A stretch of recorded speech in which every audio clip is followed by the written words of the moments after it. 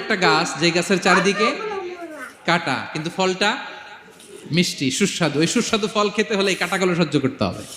ধৈর্য। ছোট্ট ছেলে মেয়েদেরকে ননির পুতুল করে গড়ে তুলবেন না, খবরদার। ওদেরকে কষ্ট সহিষ্ণু করে গড়ে তুলবেন। আপনি থাকতেই কষ্ট করা শিখান, তার জীবনটা স্মুথ হবে, তার ক্যারিয়ারটা ব্রাইট হবে, তার ভবিষ্যৎটা সুন্দর হবে। ছেলেমেয়েরা কিছু চাইলেই সাথে সাথে দিবেন না।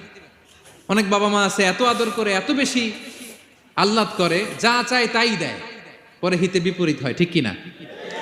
ছেলে মেয়েকে অভাব শেখান, ছেলে মেয়েকে কষ্ট শেখান, ওদেরকে সংগ্রাম শেখান, প্রতিকূল পরিবেশে কি করে টিকে থাকতে হয় এটার সবক শেখান। সেদিন লোকমান তাই করলেন, ছেলের সবর শিখাইলেন যে বাবা ধৈর্য ধারণ করো, আতঙ্কিত হবা না। জীবন এটা সহজ নয়, জীবন চলার পথ সহজ নয়, এটাকে সহজ করে নিতে হয়। কখনো সবর করে